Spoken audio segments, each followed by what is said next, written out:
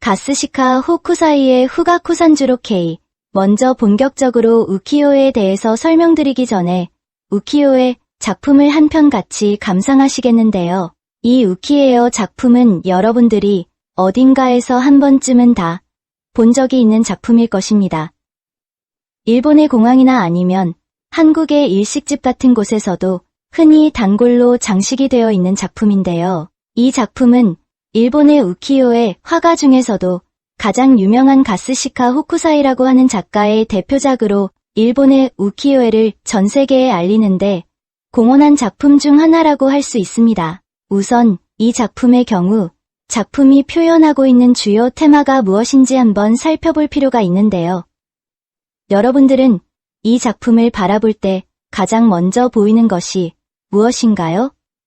아마 파도일 것입니다. 일견 보기에도 집채같이 큰 파도가 배를 삼킬 듯이 몰아치고 있는 모습을 볼 때 하늘만큼 높이 솟아있는 파도의 순간적인 모습을 잘 포착해서 작품의 소재로 삼은 것이 아닐까 먼저 생각해 볼 수 있는데요. 그런데 이 작품의 주제는 파도가 아닙니다. 이 작품의 테마가 무엇인지 알기 위해서는 우키요에라는 그림 안에 풍경만이 그려져 있는 것이 아니라 다양한 정보가 함께 포함되어 있다는 것을 아실 필요가 있습니다.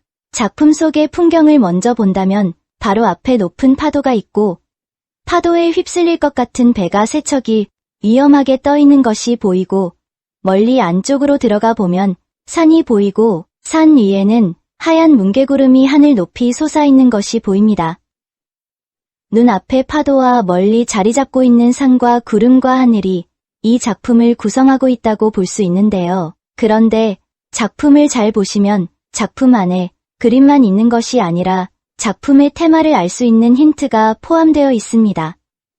바로 왼쪽 윗부분에 보이는 문자들인데요. 아마 일본에 여러분들이 직접 가시거나 아니면 국내에서 거리에 설치되어 있거나 혹은 일식집의 벽에 장식되어 있는 우키요의 작품을 직접 보신 경험은 다들 많으실 텐데요.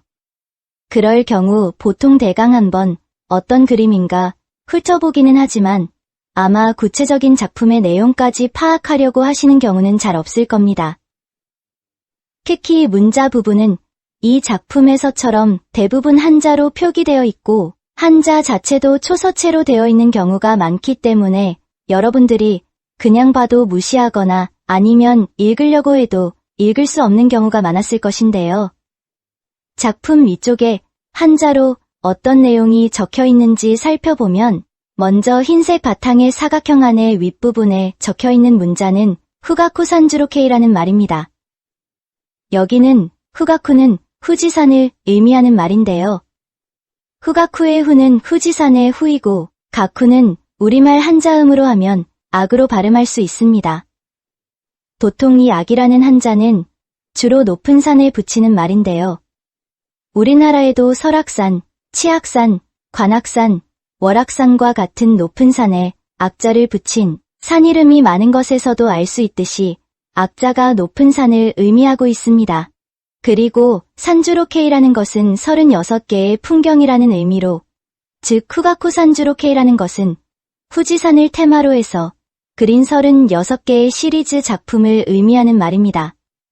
그리고 화면 아래쪽에 파란색 글씨를 보면 메이쇼 키요의 소로이모노라고 적혀 있는데요. 이 작품의 장르는 가스시카 호쿠사이의 메이쇼 키요의 소로이모노라는 장르입니다. 여기서 메이쇼 키요의 소로이모노라는 것은 유명한 명소를 대상으로 우키요의 작품을 그린 것으로 소로이모노라는 것은 하나의 공통의 주제로 그린 여러 작품을 시리즈로 모아놓은 것을 뜻하는 말입니다.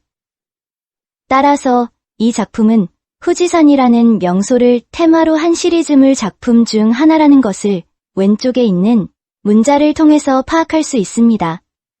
그리고 다시 왼쪽 윗부분의 사각형으로 돌아가서 후카쿠 산주로 K의 아래쪽 부분에 적힌 한자를 보시면 가나가와 오키나미우라라고 한자로 적혀 있습니다. 이 가나가와 오키나미우라라는 것은 이 작품의 타이틀, 즉 제목입니다. 여기서 가나가와는 현재 요코하마가 있는 일본의 가나가와현을 의미합니다. 이어서 오키라는 것은 오키나와의 오키와 같은 한자인데 육지에서 조금 멀리 떨어진 바다를 의미하는 말입니다. 그리고 나미우라라고 하면 나미는 파도라는 의미이고 우라는 안쪽 혹은 뒤쪽을 의미하므로 나미우라는 파도의 뒤쪽을 의미합니다. 따라서 이 작품의 제목을 해석하면 가나가와 앞바다에서 바라본 파도의 뒤쪽이라는 뜻이 되는데요. 이 작품을 보면 파도의 뒤편에는 산이 하나 우뚝 솟아있는 것을 볼 수 있는데 이 산이 바로 후지산입니다. 후지산의 높이가 3,700m 이상이 되지만 이 작품에서는 원근법을 이용해서 후지산보다도 시각적으로 몇 배나 더 높이 솟구치고 있는 파도를 표현하고 있습니다. 그런데 파도를 잘 보시면 파도의 모양도 삼각형으로 표현되어 있어서 마치 산처럼 보이는 것이 산이 여러 개 있는 것처럼 구도를 잡고 있는데요. 이것이 바로 작가 호쿠사이의 뛰어난 구도, 감각이라고 현재는 평가가 되고 있습니다. 그런데 작품 속에서 파도가 치고 있는 순간적인 모습을 포착하고 있는데 실제 작품에서 표현되고 있는 파도의 높이는 대략 몇 미터 정도가 될까요?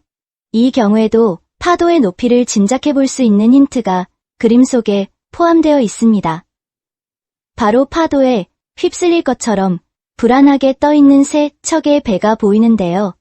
이 배를 통해서 파도의 높이를 짐작해 볼 수 있습니다. 그림에 보이는 배는 가나가와 근방에서 잡힌 생선을 실어 나르는 압송선이라고 하는 대로 대략 길이가 12m에서 15m 정도로 이 배의 길이와 비교해 보았을 때 파도의 높이도 대략 15m 정도가 될 것이라고 추정해 볼 수 있습니다. 그리고 이어서 이 작품의 배경이 되는 계절도 추측을 해볼 수 있습니다. 계절이 언제인지를 생각해 보았을 때 먼저 참고로 할 수 있는 것이 바로 후지산 위쪽에 높이 솟아있는 구름의 모습입니다. 이렇게 하늘 높이 솟아있는 구름을 보통 정난운이라고 하는데요.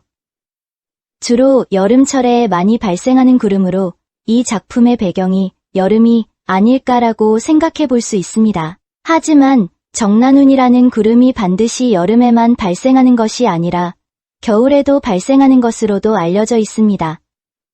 그리고 후지산의 바로 윗부분을 자세히 보시면 마치 눈이 내리고 있는 것처럼 하얀 점들이 표현되어 있고 후지산 자체의 윗부분의 대부분이 눈으로 덮여 있는 것으로 보아서 겨울이 아닌가라는 생각도 드는데요.